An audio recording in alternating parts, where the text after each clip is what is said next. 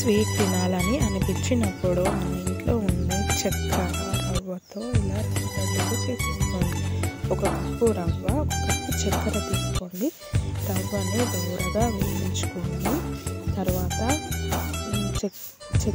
Cup చక్కెరలో చిన్న glass water వేసుకొని పాకం వచ్చేదాకా వెయిట్ చేయాలి. పాకం వచ్చిన తర్వాత ఇలాచి పౌడర్, కాచి చల్లార్చిన పాలు, డ్రై ఫ్రూట్స్ వేసుకొని రవ్వలో పాకం వేసుకొని ఇలా రవ్వ లడ్డూలు చేసేసుకోండి. అంతే, ఎంతో టేస్టీగా ఉండే రవ్వ లడ్డూలు రెడీ అయిపోతాయి. హాయ్ ఫ్రెండ్స్, ప్లీజ్ లైక్ చేయండి, షేర్ చేయండి, కామెంట్ చేయండి అండ్ సబ్స్క్రైబ్ చేసుకోవడం మాత్రం మర్చిపోకండి.